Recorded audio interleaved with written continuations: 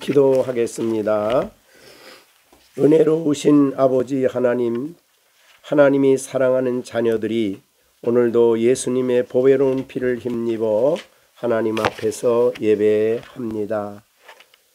두세 사람이 내 이름으로 모인 곳에 나도 그들 중에 있겠다 하신 대로 우리 가운데 영으로 임재하신 영광의 주님을 저희들이 믿음으로 바라보고, 또한 주님이 말씀하신 이 말씀을 우리에게 성령을 통해서 들려주실 때에 우리 모두가 생생한 주의 말씀으로 받게 하여 주시옵소서.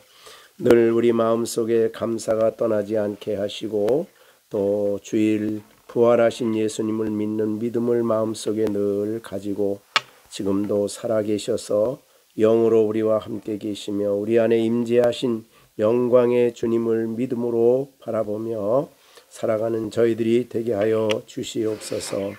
저희들이 또 열심히 땀 흘려 수고하여 수고한 것의 수입을 10분의 1을 하나님께 드렸습니다.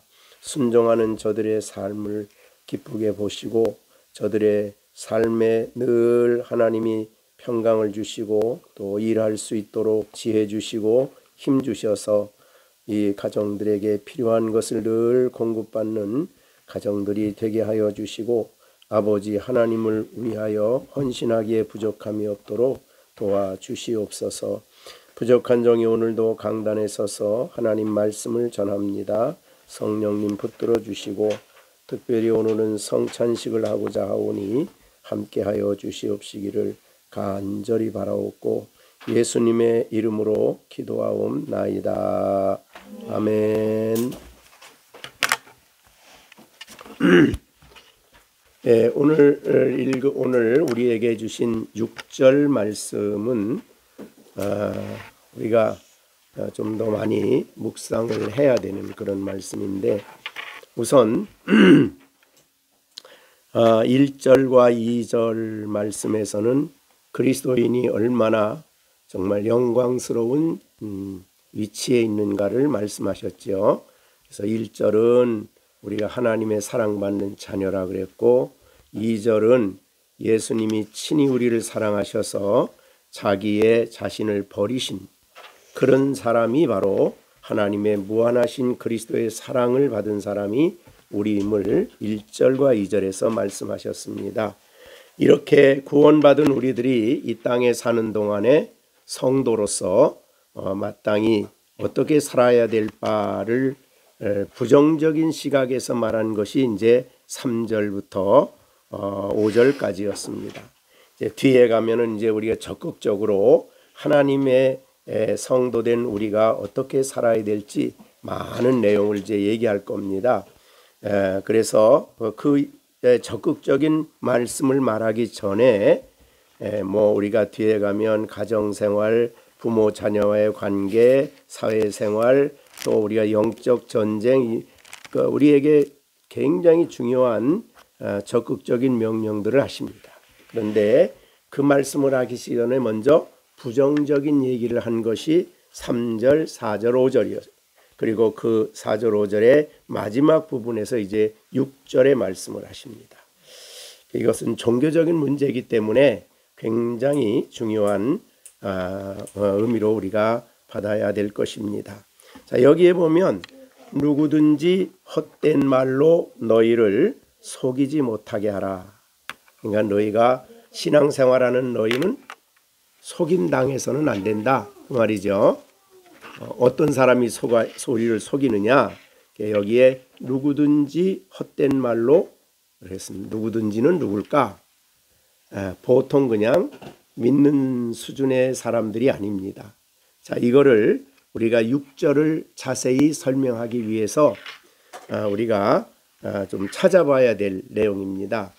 내용이 있는데, 이 에베소서를 쓰기 전에 바울 사도께서는 제 2차 마지막 전도 3차 전도 여행까지를 마치시고 이제 예루살렘으로 올라가기 전에 밀레도라는 곳에서 에베소 장로들을 초청하죠.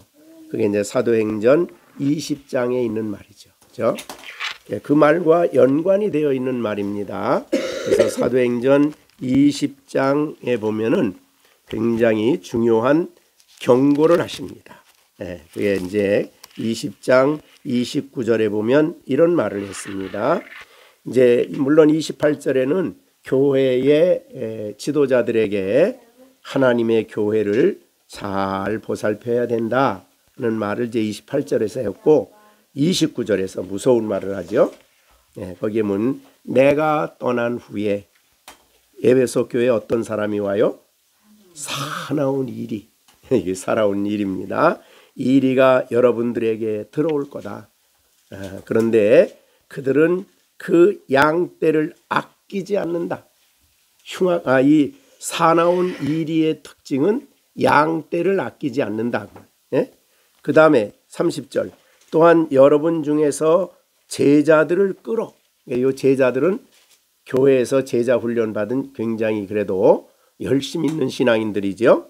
그들을 끌어 자기를 따르게 하려고. 그러니까 제자 한 명을 자기를 따르게 하면은 그 밑에서 연관된 사람들이 주르러 오겠죠.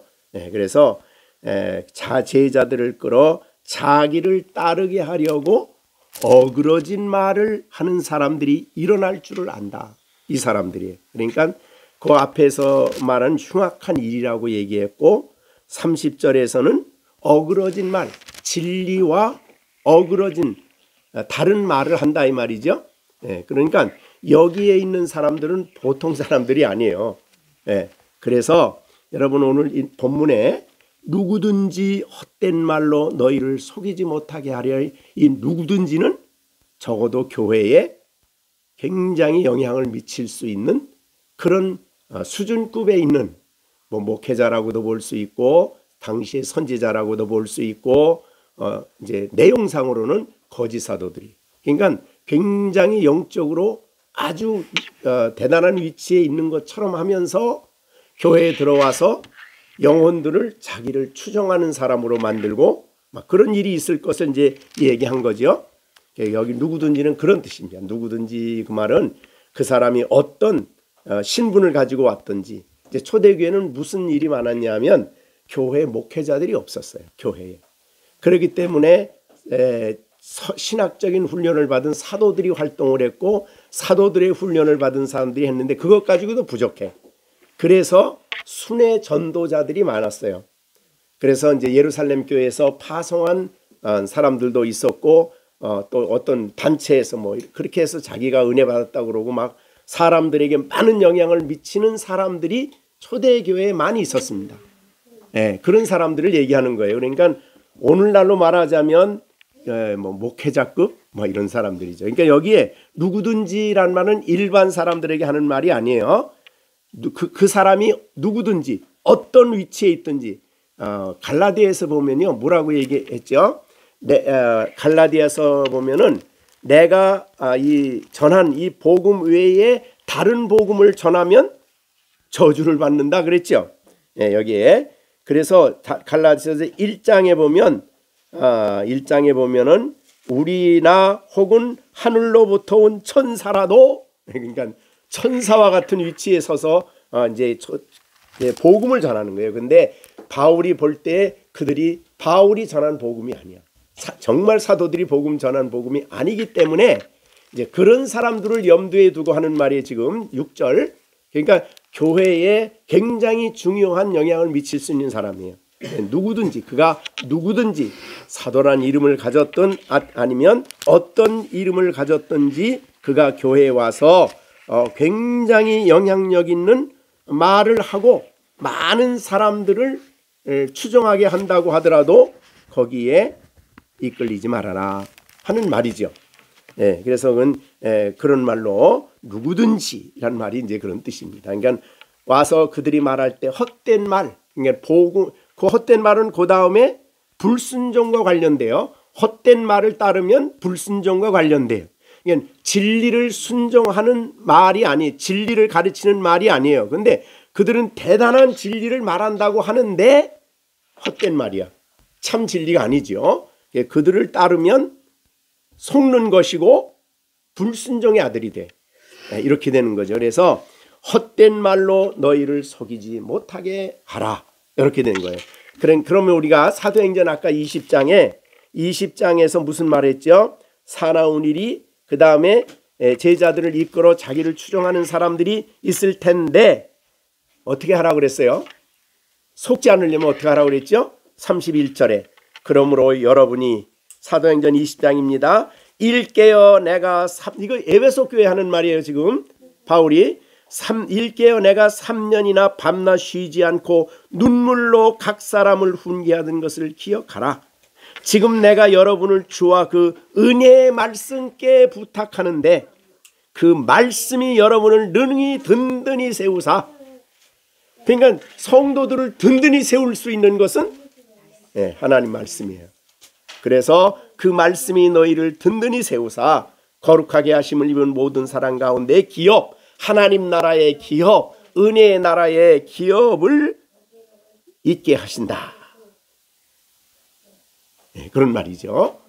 그러니까 여기에 속지 않으려면 그거밖에 없어요. 하나님 말씀을 바르게 사도들이 전한 그 말, 우리가 오늘날 말하자면 성경 66권이 가르쳐 주시는 그 진리를 바르게 아는, 그리고 그것을 바르게 이해하기 위해서 세운 정통한 교리에 반드시 바르게 서야만 우리가 속지 않아요.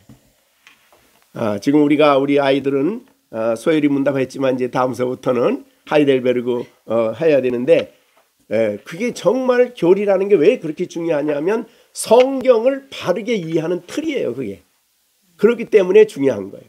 자, 그래서 그렇게 해야만 헛된 말에 빠져서 속지 않는다, 이런 말이에요. 자, 이거를 예수님이 직접 말씀한 거가 있는데 그게 계시록 2장이에요. 거기 보면 에베소 교회에 예수님이 말씀하신 내용이 있는데 두 가지 얘기를 했어요. 거기서 에베소서에는, 에베소에 보면은 2장 2절이요. 계시록 2장 2절. 계시록 2장 2절. 이건 에베소 교회의 한 말이죠. 네. 거기에 보면 그랬어요. 내가 내 수고와 행위와 수고와 내 인내를 알고 또 악한 자들을 용납지 아니한 것과 그 다음에 자칭 사도라 하되, 이 사람들이에요. 이 사람들 자칭 사도라 하되 아닌 자들을 시험하여 그들의 거짓된 것을 내가 드러냈다. 그러니까 이 에베소 교회는 사도들에게 바울에게 훈련받은 그 기준을 가지고 내가 사도다 그러면서 나타나서 뭐 얘기해도 안 속아. 거기 안 속았어. 그죠? 그게 이제 바로 예수님이 에베소 교회를 칭찬한 내용이에요. 그러니까 에베소 교회 사랑을 잃어버린 거에 대해서는 책망을 했지만 이 교리적으로 진리 위에 튼튼히 서서 거짓 사도들의 잘못된 것을 다 드러냈어. 굉장히 영적으로 굉장히 중요하죠. 그 다음에 또 하나가 있습니다. 또 하나 아주 중요한 내용이 있는데 여기에 보면은 6절입니다. 6절 에베소 교회 한 말 6절. 오직 내가 내게 이것이 있으니 내가 니골라당에 니골라당이 있었어요. 니골라당 행위를 미워하는도다. 나도 이것을 미워한다. 니골라당파들이 와가지고 교회에 에베소의 교회에 잘못된 가르칠 때에 그들의 가르치는 일과 행하는 일을 미워했어요. 에베소 교회가 뭘 보고? 바울 사도가 가르쳐준 교훈이에요. 그래서 흉악한 일들도 드러내고 잘못된 어그러진 교훈을 가르치는 것을 확실히 드러내서 그들의 잘못을 명확하게 지적하고 따라가질 않았어요.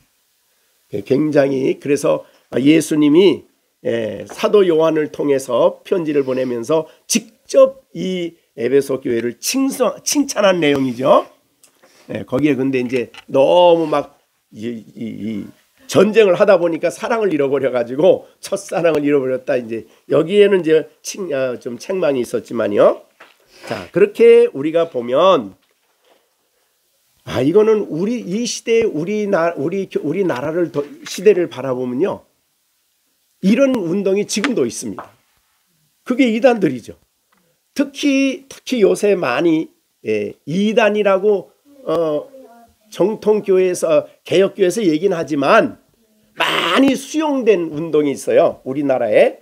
초기 운동이 신비주의 운동이에요. 초기 오순절 계통을 중심으로 한 그 순복음교회를 중심으로 한 그런 오순절 운동이죠. 경험을 이제 뭐 예언하고 뭐 가르치고 막 그래서 신적 영적인 경험을 굉장히 중요하게 여기는, 체험을 중요하게 여기는. 그러니까 우리는 그 체험을 얘기 안 하고 거기서 뭐 병자가 고쳐지고 뭐 일어나라 그러니까 뭐 앉은 병이 일어나고 뭐 사실은 알고 보면 거짓말이 너무 많아. 그래서 근데 그거를 사람들은요, 처음에는 그런 기적이 일어났다가도 그게 안 되면 나중에는 그걸 버려야 되는데 그걸 하기 위해서 별 이상한 짓을 다 하는 거예요. 자, 여러분, 바울이 죽은 청년도 일어났죠. 기도하다가 이렇게 된다. 근데 우리 여러분이 고린도후서 이번에 하다 보면 거기 뭐가 있어요? 고린도후서에 보면은 병든 사람이 하나 나와요. 그죠? 병든 사람이 있는데 그 병든 고린도후서 마지막 장이죠. 드로비모라는 고린도후서 4장 20절. 에라스도는 고린도에 머물렀고 드로비모는 병들므로, 고린도후서 4장 20절이에요. 병들므로 어떻게 했어요?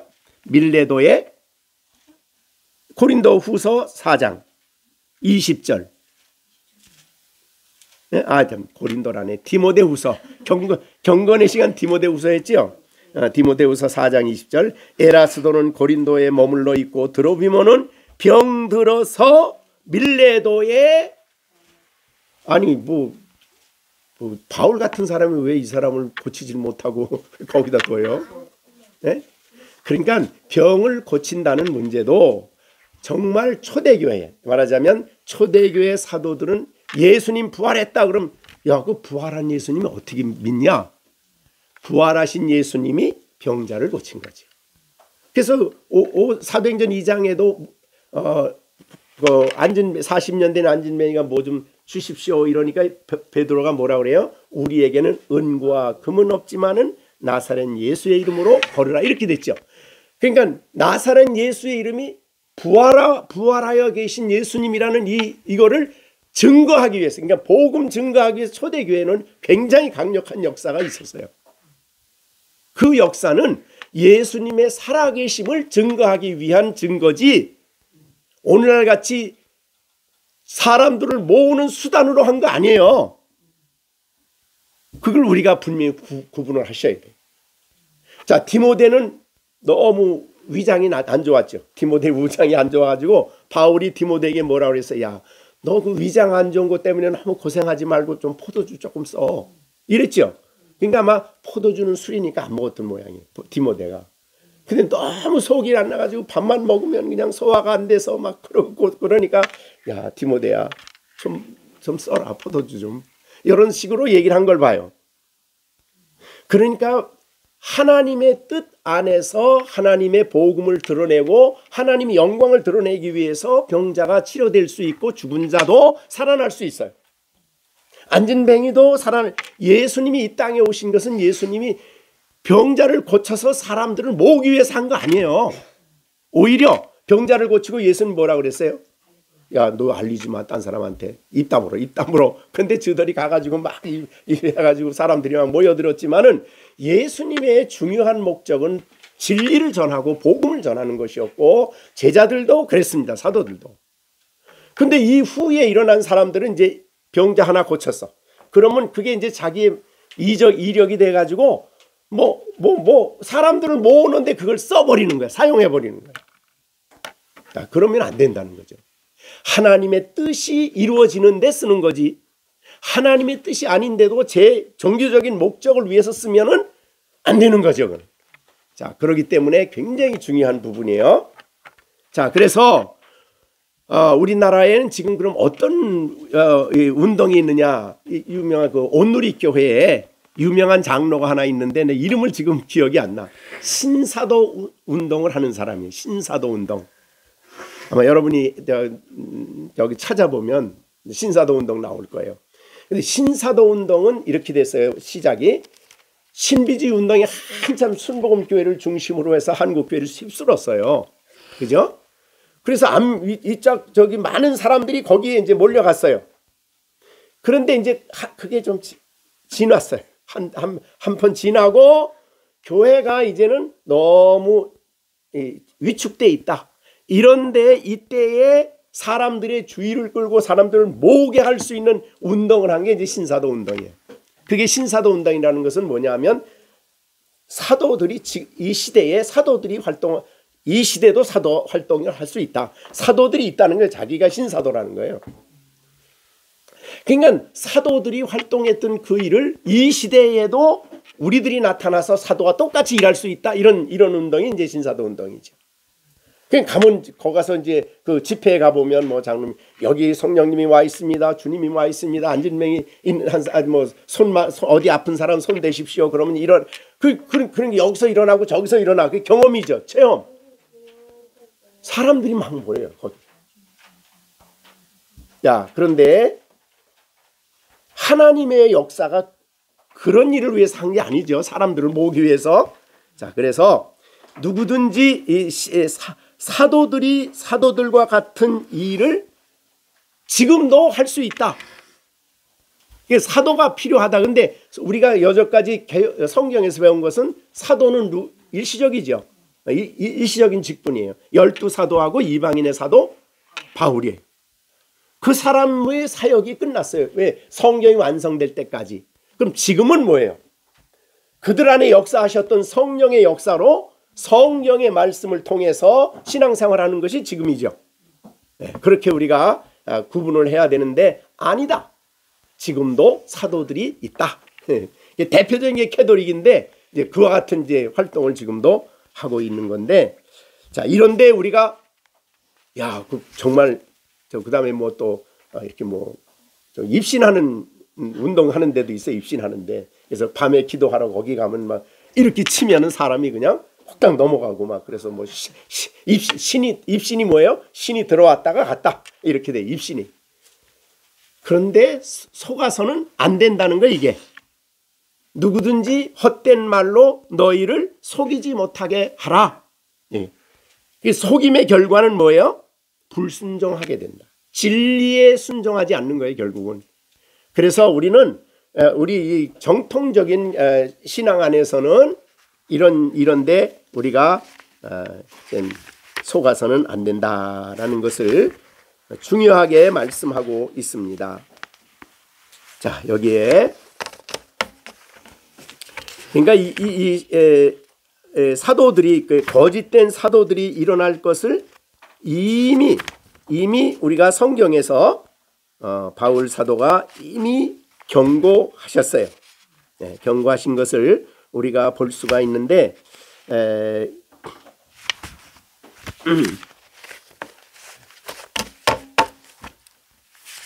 자, 그럼 우리가 좀 더 하다 보면 계시록 2장 2절에는 아까 말한 대로 자칭 사도입니다. 자칭 사도. 누가 지금 사도를 임명할 자가 없어요, 지금은. 그리고 여기에 그다음에 그 계시록 2장 니골라당이라는 말은 니골라라는 그 뜻 자체가 백성을 이긴다라는 뜻이고 이것이 구약의 발람의 말과 같습니다. 히브리어. 그래서 발람이란 뜻도 백성을 이긴다라는 뜻이에요. 그러니까 발람의 교훈을 가지고 활동하는 사람이. 네, 그래서 우리는 이것이 이제 우리 서신서에 많이 발람에 대한 얘기도 나오고 있는데 어떻든 이 발람은 뭘 속였어요? 사람들에게 가서 저기 축복 가서 그 제산에 그 제단에 들어가면 거기 가서 제사 지내면 복 받는다 이래가지고 유대인들의 장로들을 거기 초청해서 거기서 참석하게 했죠. 예, 그렇게 해서 이 발람이 발락에게 그런 얘기를 해주고 돈을 받았어. 예, 그래서 나중에 발람은 사실은 유대인의 나중에 죽임을 당하죠. 예, 그런 부분이 있었는데 어떻든 오늘 본문의 내용의 중요한 부분은 우선 누구든지 헛된 말로 너희를 속이지 못하게 하라. 그럼 속이지 못하게 하려면 우리가 알아야 될 건 뭐예요? 아까 말씀과 주님. 주와 말씀께 너희를 부탁한다. 그런데 말씀은 저들이 한 말이 아니에요. 바울이 3년이나 눈물로 복음을 전한 그 말씀이에요. 내가 계시를 받았다 이렇게 말하면 여기에 나오는 니골라당이 되는 거예요. 내가 계시를 받았다, 선지자예요.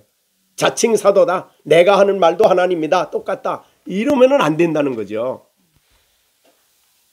그게 이제 지금 우리가 말하는 한국에 나오는 모든 이단들을 통틀어 보면 이게 딱 맞는 거예요. 그래서 뭐 무슨 우리나라에 지금 이단들 많잖아요. 신천지라든가 뭐 전부 다 그런 내용들이에요. 보면은. 자, 그래서 그들에게 속지 않는 유일한 방법은 있어요. 우리에게 속이지 못하게, 너를 속이지 못하게 하라. 기준이, 속지 않으려면 기준이 있어야죠. 그 기준이 바로 사도들이 우리에게 전해준 성경 말씀이에요. 그래서 만약에 어떤 사람이 와서 천사가 왔다고 하더라도 내가 이미 너에게 전한 복음, 근데 바울은 갈라디아에서 뭐라고 그랬어요? 우리까지도. 그러니까 바울과 자신까지도 이미 너에게 전해준 복음과 다른 얘기하면은 저주를 받는다, 이렇게 된 거예요. 그러니까 우리에게는 이미 완성된 복음이 성경을 통해 주어졌어요. 이 주어진 이 말씀 위에 견고하게 서야만 우리가 이 기준에 의해서 잘못된 것을 거기에 속지 않는다, 그 말이죠. 그것을 우리에게 본문이 강조해 주는 겁니다. 그러면 이 속이는 자는 도대체 누구냐? 사실은 이 속지 말라고 했는데 이 속이는 자는 원수 마귀가 본래 속이는 자죠. 자, 에덴 동산에서 하나님이 아담과 하와를 만들었을 때 하나님의 계명을 순종하라고 했죠. 그 계명이 하나님 주신 계명이에요. 근데 그 계명을 가지고 마귀가 와가지고 속이죠. 너가 이거 하나님이 먹지 말라고 했는데, 그러나 이걸 내가 먹으면 내가 하나님 같이 될 거야. 그렇게 위대하게 될 걸 알고 하나님 먹지 말라고 한 거야. 이렇게 얘기한 거죠. 완전히 속임수죠. 근데 아담과 하와가, 특히 하와가 그 속임수를 받아들였어요. 받아들인 결과 그 마음속에 변화가 일어났죠. 그래서 탁 나무를 보니까 보암직도 하고 탐스럽기도 하고 지혜롭게 할 만큼 아주 멋있어. 그러니까 이미 유혹이 들어가면, 그 유혹을 받아들이면 보는 눈이 달라져. 가치관이 달라지는 거예요. 그래가지고 먹었는데 하나님같이 된 게 아니고 완전히 영적으로 죽은 사람들이 됐죠. 자, 이것이 바로 거짓말입니다. 그렇기 때문에 우리는 이 사단의 모든 활동은 속임수예요. 속이는 거예요. 자, 여기는 우리는 아주 이단적인 얘기를 했지만, 이 세상에 있는 모든 죄를 가만히 들여다보면 거기에는 속임수가 다 있어요. 그죠? 그래서 로마서 7장 11절에 죄라는 것이 우리에게 하는 일이에요. 죄가 기회를 타서 계명으로 말미암아 나를 속였다. 이 죄의 특징은 속이는 거 잘합니다. 속임수예요. 자, 우리가 대표적으로 우리가 여러 가지 들 수 있지만, 이 마약에 취하는 이유는 뭡니까?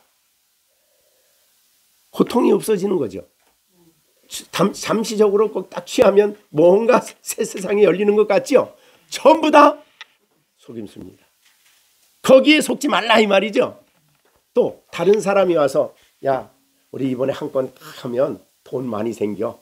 그러면 다 속임수입니다. 죄라는 것은 속임수예요. 그래서 우리는 그 속임수에 속지 말아야 되는 겁니다. 철저하게 우리는 성경의 기준에 견고하게 서서 분별할 줄 알아야 돼요. 분별력이 총명입니다. 분별은 기준이 있어야 분별하죠. 말씀의 기준이 우리에게는 선명하게 주어졌기 때문에 그걸 가지고 분별을 하는 우리들의 생활이 돼야 된다. 그래서 여기 누구든지 헛된 말이란 그 뜻은 근거도 없고 무익하고 그런 말이에요.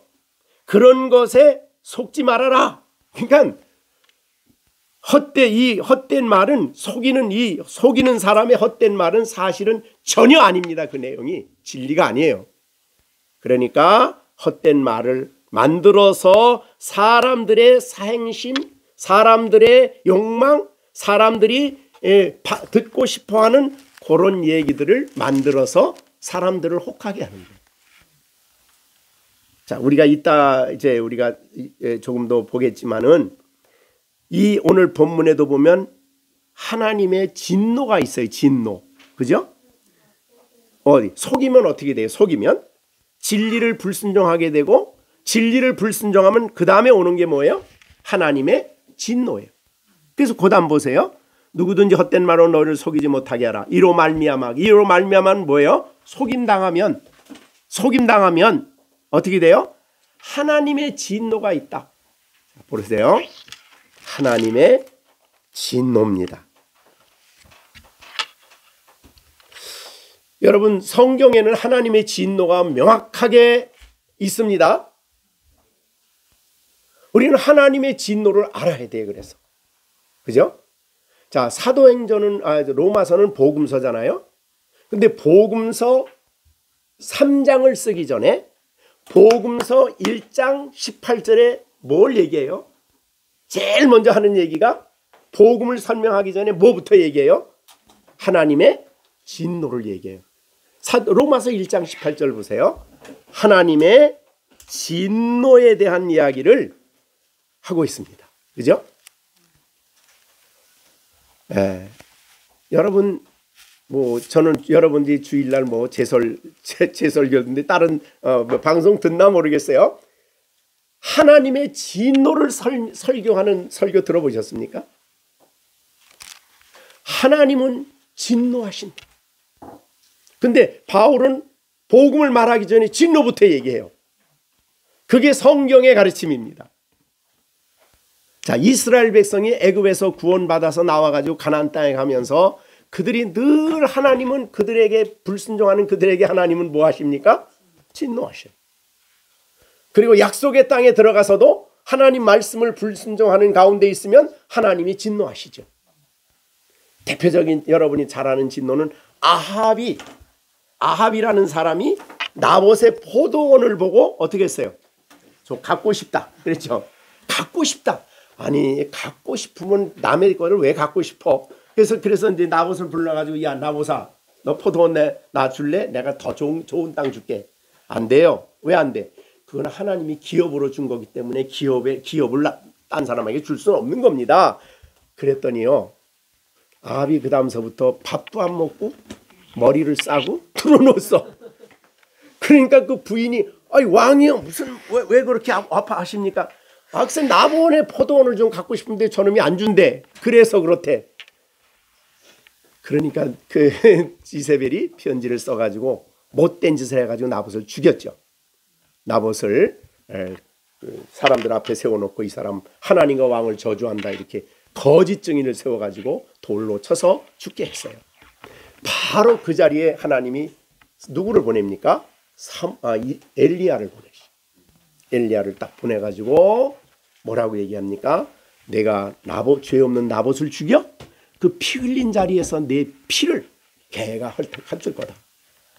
그러니까 이세벨도 이 아합도 하나님의 진노 아래 무참하게 끝났어요. 그 집안이 다. 그 진노가 있는 거예요. 분명히 성경에는. 물론 이 세상에 안 믿는 사람이 범죄한데도 세상의 주관자는 하나님이기 때문에 지금은 그들이 형통한 것 같고 잘된 것 같지만은 때가 되면 하나님의 진노가 그들에게 임한다는 거예요. 그런데 안 믿는 사람은 진노가 있지만은 믿는 나에게는 하나님이 진노 안 하신다. 이래요? 하나님이 우리가 죄를 지어도 진노 안 해요? 네? 진노하시죠. 그래서 지난번에 우리 종교개혁 때 루터가 하나님은 어떤 분이세요?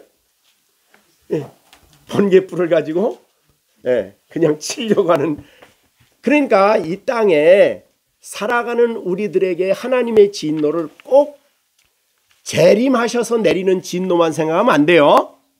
자, 진노라는 생각은 1차적으로 하나님이 불쾌한 게 진노예요. 그러니까 여러분이 진노해서 우리 시준이가 말을 안 들어서 아빠가 너 이렇게 해서 진노죠. 그냥 마음속으로 참 쟤가 왜 저럴까? 그러고 있으면 뭐 하는 거예요, 마음에? 그것도 진노죠. 진노가 표현이 될 때도 있고 안 될 때도 있고, 이런 방법으로 저런 방법으로 하나님은 여러 가지 방법으로 진노를 하시지만 진노를 표현하시는데, 그냥 속으로 아파하실 때도 있고 불쾌하실 때도 있어요. 하나님, 그것도 진노의 일부분입니다. 그래서 우리는 하나님의 말씀을 어기는 것에 대해서 두려움을 가져야 돼요. 하나님 말씀을, 그래서 이제 칼빈은 여호와를 경외하는 것이 뭐냐? 여호와를 경외한다 함은 하나님 앞에서 죄를 짓는 것을 두려워하는 것이다 그랬어요. 그러니까 우리가 죄를 짓고도 아무것도 아니야, 뭐 하나님 다 용서해 줘서 다 그러고 있으면은 안 된다는 거죠.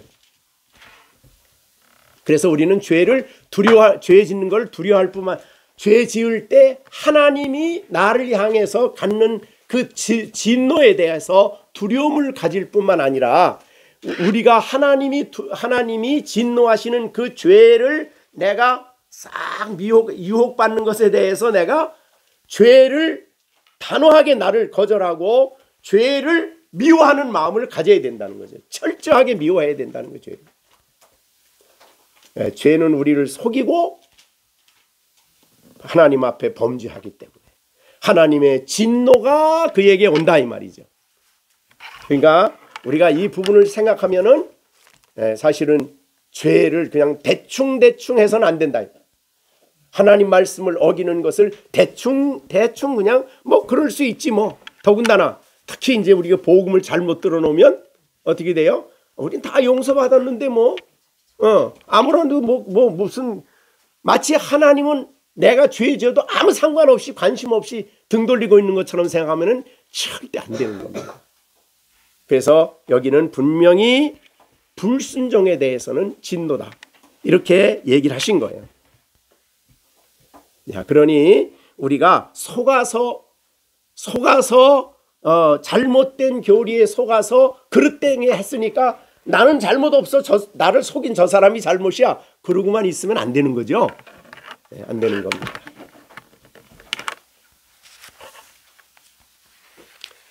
우리가 여러분 죄를 가만히, 어떤 죄든지요, 하나님의 말씀과 말씀을 거역하는 죄를 가만히 우리가 생각을 하시고 반드시 그거를 분별할 줄 알으셔야 돼요. 분별해내야 돼요. 그러니까 왜냐하면 죄라는 것은 1차적으로 아까 에덴 동산에서 말한 것처럼 1차적으로 유혹을 일으킵니다. 우리를 유혹해서 탐심이 우리 마음에 생기게 돼요. 자, 탐심이 생기면 그 탐심을 얻기 위해서 죄가 우리를 속여요. 속임수로 우리를 속여. 그래서 죄를 짓는 겁니다. 그러면 죄를 짓게 되면 신속하게 우리가 회개하는 방법이 제일 좋은 방법이죠. 그냥 죄 가지고 그냥 계속 그 자리에 머물러 있으면, 우리가 지난번에 에베소에서 말씀한 대로 그런 사람이 돼, 죄 짓고 사는 그런 사람이 될 정도가 되면 안 되는 거예요. 그럼 이제 하나님의 진노가 아주 특별한 방법으로 나타납니다. 그래서 하나님의 진노에 대한 나타나는 진노의 방법에 대해서 몇 가지 우리가 생각을 좀 해보겠습니다. 자, 우리 사사시대에도 진노가 많이 나타났죠. 얼마나 진노가 많이 나타났어. 사사시대 전체는 하나님의 진노의 표현이야. 사사시대는. 그래서 몇 년 동안 12년 동안 13년 동안 아람 아수르 그냥 가나안 고생 막 하다가 겨우 그때 뉘우치고 하나님 하면 하나님이 다시 사사를 세워가지고 조금 숨튀게 하면 조금 지나면 또 범죄하고, 이래서는 안 되는 거야. 자, 그래서 사사시대나 나중에는 열왕국 시대는, 왕국 시대는 남쪽 북쪽으로 나누어지면서 북쪽은 아수르에 의해서 멸망이 됐죠. 진노죠. 남쪽 유다는 바벨론에 의해서 40년 동안 70년 동안 철저하게 고통당하죠. 그래도 다행스럽게 이스라엘 백성은 70년 동안 바벨론에서 고통당하면서 진노를 받으면서 철저하게 회개하죠. 왜 이렇게 됐는가? 우리가 죄의 출발은 왕을 구했어. 그래서 왕을 구하고 그 다음에 왕이 이끄는 대로 우상을 섬기고 죄를 지었기 때문에 그 이후로 이스라엘 백성들은 가나안 땅에 돌아와서는 왕을 안 세워요. 누구 올 때까지 왕 안 세웠어요? 예수님 올 때까지 왕 안 세웠어요. 근데 물론 예수님을 왕으로 영접한 것도 아니지만 하여튼 못 됐죠. 그래서 하나님의 진노를 이렇게 우리 주석하시는 분이 이렇게 여러 가지로 얘기를 했어요. 자, 첫 번째 하나님의 진노는 하나님 마음에 있다. 아까요. 그러니까 우리가 하나님 앞에 불순종하고 우리가 죄에 속아서 죄를 지으면 하나님이 아버지로서 불쾌감을 갖는 거예요. 그게 이제 첫 번째 진노 표현이에요. 불쾌하다. 그래서 우리가 지난번에도 그런 말씀했어요. 우리가 하나님을 기쁘게 해드리기 위해서 구원받은 사람이 불쾌하게 하면 안 되겠죠. 계속 불편해. 기쁘게 해드려야 되는데 이것이 이게 첫 번째고요. 두 번째는 하나님이 우리 안에 성령을 주셨잖아요. 지난 주에 말씀했지만은 성령이 우리 마음속 우리의 영혼 양심 속에 활동을 해서 야, 너 그거 안 되는 거야. 그렇게 하고 있으면 그 죄 짓고 있으면 안 되는 거야라고 우리의 양심을 통해서 우리를 고발해. 그게 두 번째 진노입니다. 양심. 불편의 양심이. 하나님의 말씀을 불순종하고 나 편안하다 그러면 큰일이죠. 그거는. 그 거듭난 사람은 그럴 수가 없죠. 왜냐하면 우리 안에 성령이 계시기 때문에 성령은 우리를 분명히 책망하신다 그랬거든요. 그래서 그렇게 말할 수가 있습니다. 그래서 그거를 우리가 알 때 빨리 알아들어야 돼. 그러니까 우리는 화인 맞은 양심이 아니잖아요. 우리는 거듭난 양심이잖아. 그래서 우리 양심이 불편하면 빨리 알아먹어야 돼. 아이고 이거 하나님이 불편해 하시는구나. 안 되겠다. 다른 어떤 것을 내가 좋아하는 것을 해도 불편해. 마음의 양심이 편하질 않아. 이러면 이제 하나님이 노하시는 거죠. 진노예요. 세 번째는 육신의 고통이라고 했어요. 물론 고통이 모두가 다 하나님의 진노는 아니에요. 성경에도 뭐라고 그랬어요? 자, 너희가 세상에서 박해를 받는다. 고통을 당한다 그랬죠. 근데 그걸 보고서 내가 하나님 진노 하나 하시네. 그러면 안 되죠.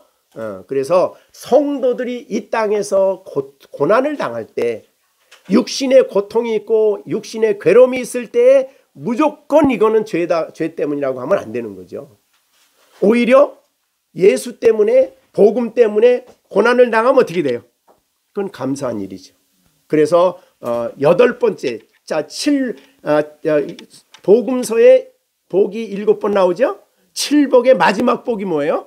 고난당하는 거예요. 예수 때문에 고난당하는 자는 복이 있다. 그거예요. 그건 복이에요.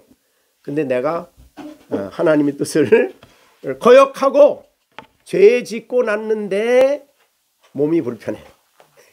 그러면 그거는 이제 돌아봐야 되죠. 그렇게 볼 수가 있습니다.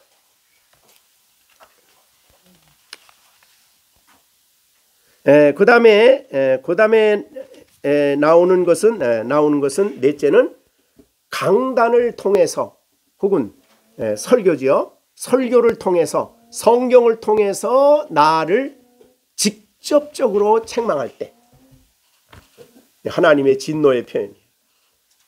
그래서 설교 말씀을 우리가 잘 들어야 되는 거예요. 그래서 하나님 말씀을 들을 때 야, 너 이거 잘못한 거야 라고 성경이 말해준다면 그 나를 하나님이 진노하시는 거죠. 그런데 이런 상황 속에서도 전혀 그런 진노가 오는데도 전혀 그런 생각을 안 하면 안 되죠. 그죠? 왜냐하면 하나님은 사랑하는 자를 징계한다 그랬어요. 그죠? 히브리서 12장 5절에 보면 그랬어요. 내 아들아 주의 징계를 경히 여기지 말고 꾸지람 받을 때에 낙심하지 말라. 히브리서 12장 5절 히브리서 12장 6절에 뭐랬어요? 주께서 그 사랑하시는 아들을 징계하신다. 왜? 그 받으시는 아들들마다 채찍질을 하신대요. 누가 징계하시고 채찍질해요? 하나님 아버지가. 누구를? 하나님의 자녀들을. 잘못하면 그 자리에 더 있지 않게 하기 위해서 그런 말이죠. 세상의 육신의 아버지도 우리를 잘못할 때 징계하는데 하물며 영의 아버지께서 우리를 징계하실 때 복종하지 않겠느냐 이런 말하는 거예요. 그러니까 그 징계의 목적은 뭐예요?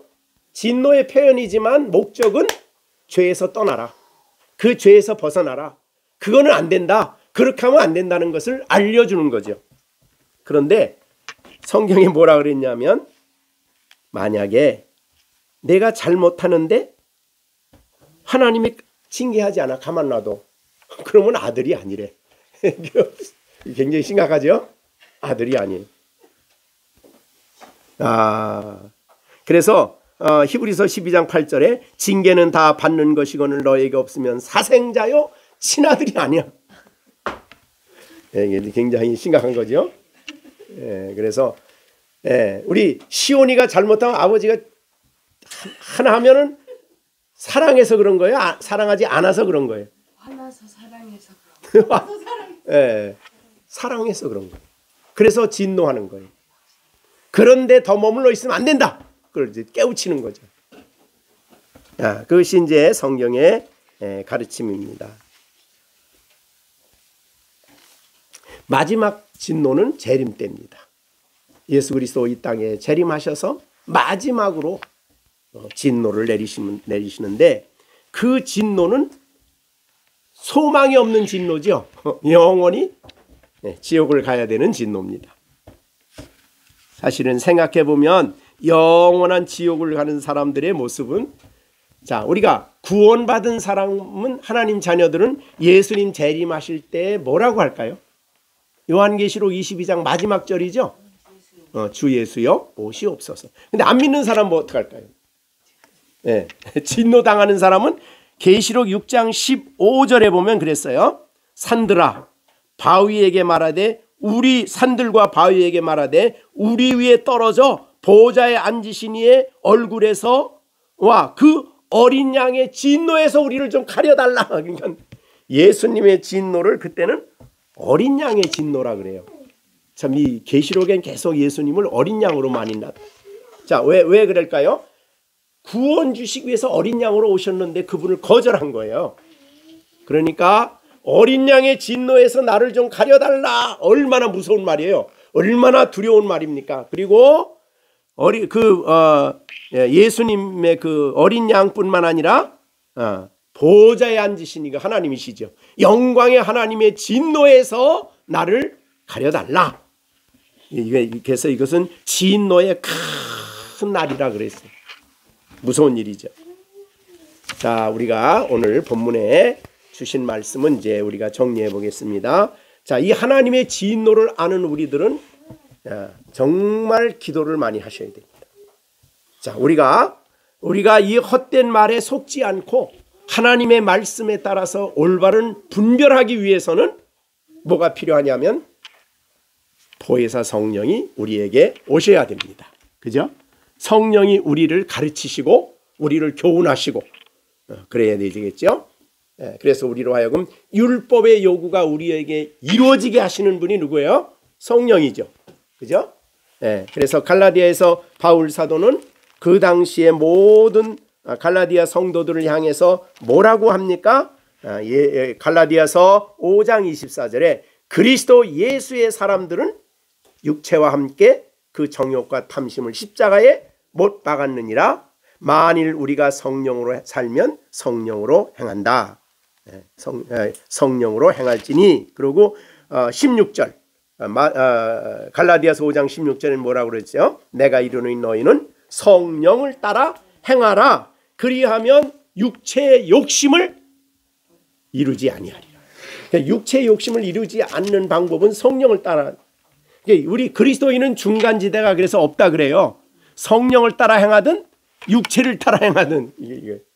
성령이 충만하면 성령을 따라 행하는 거고, 예수 믿으면서도 성령이 충만하지 않으면 육체를 따라. 그렇기 때문에 우리가 기도를 성령이 역사하시기를 간절히 기도하는 일이 필요하다. 자, 그래서 더군다나 안 믿는 사람들을 위해서는 더하죠. 그래서 우리 한국교회가 요새 자꾸 복음 전하는 일을 등한히 하는 일은 참 이게 심각한 문제죠. 왜? 믿지 않는 영혼들은 너무나 많이 있는데 아직도 그들을 구원하지 못했기 때문에, 그래서 한국교회의 이 성령이 오순절에 성령이 오셨던 것처럼 성령을 주어 주시도록 기도하는 일이 필요한 거죠. 교회가 일어나야 됩니다. 교회가 자체의 그런 종교적인 행위와 종교적인 생활에 그냥 자족하고 있으면 안 되는 거죠. 교회는 이 복음을 믿지 않는 세상에 대한 열정을 가져야 됩니다. 기도를 해야 되고요. 그것이 우리에게 필요함을 보여주고 있습니다. 하나님의 진노를 아는 성도 죄를 멀리하고 죄를 미워합니다. 하나님의 진노를 아는 성도 더 이상 죄의 유혹이 올 때에 단호하게 거절하고 하나님의 말씀을 따라가는 그런 삶을 살아가게 됩니다. 자, 이제 하나님의 진노에 대해서 우리는 우리를 구원해 주셨는데 무슨 진노가 있을까 그러면은 안 되는 겁니다. 하나님의 진노는 우리를 보시고 아시는데, 그러니까 하나님은 모든 신의 성품이 있는데 그 성품이 서로 충돌하지 않아요. 다른 말로 우리를 사랑하시지만 동시에 우리에 대해서 진노도 하신다. 하나님은 의로우시지만 동시에 긍휼이 많으시고. 그러니까 이 하나님의 성품은 서로 충돌이 안 돼. 근데 사람은 그렇게 못하지요. 긍휼이 너무 많으면 사랑이 희생되고, 사랑이 너무 많으면 공의가 희생이 되고, 그래서 사람은 누구나를 막론하고 공정하지를 못해. 근데 하나님은 언제나 공정하셔요. 그래서 그가 진노하실 때도 공정하시고 사랑하실 때도 공의가 결코 희생되지 않고, 공의가 실현될 때도 사랑이 결코 희생되지 않는 그런 하나님이십니다. 그걸 우리가 알고 정말 하나님의 진노하심에 대한 진리를 우리가 등한히 하지 않는 우리가 돼야 되겠습니다. 사실은 에덴 동산 이후로 인생은 너무나 하나님의 진노 아래 많은 살았죠. 그렇으니까 우리가 그걸 깨닫고 날마다 하나님을 경외하는 신앙생활을 가지고 살아가야 되겠습니다. 기도하겠습니다. 하나님 아버지, 오늘도 우리들에게 하나님의 진노에 대한 진리를 가르쳐 주셨습니다. 성령 하나님께서 우리 마음속에 하나님의 공의로운 진노가 있음을 기억하고 우리가 죄를 미워하고 죄에 속지 않고 죄의 유혹에 빠지지 않고 사탄의 유혹에 미혹되지 않고 우리가 하나님의 진리를 밝히 알고 하나님의 진리를 밝히 깨닫고 누구의 말이든지 누구의 이야기든지 그들의 말에 우리가 속지 아니하도록 하나님께서 우리들에게 지혜 주시고 성령으로 함께하여 주시옵소서. 천사가 와서 말한다고 하더라도 어떤 교역자가 어떤 사람이 와서 말한다라 그들의 헛된 말에 우리가 속지 아니하도록 하나님이 지혜 주시고 총명을 주시고 성령으로 우리 열린샘교회 식구들의 마음을 충만케 하여 주시옵소서. 그래서 성령의 인도를 따라 살아갈 수 있는 우리 열린샘교회 식구들 되게 하여 주시고 특히 자라는 우리 아이들 시령이, 시완이, 시준이, 시온이 하나님의 거룩한 영광스러운 성령이 그 마음속에 총명과 지혜를 주셔서 올바른 판단력을 가지고 하나님이 기뻐하는 사람들로 자라갈 수 있도록 역사하여 주시옵소서. 예수님의 이름으로 기도하옵나이다. 아멘. 인도하심이 우리 오늘 성찬에 참여하고 하나님 말씀을 들은 우리 모든 열린샘교회 식구들 가운데 이제로부터 영원토록 함께 계실지어다. 아멘. 아버지.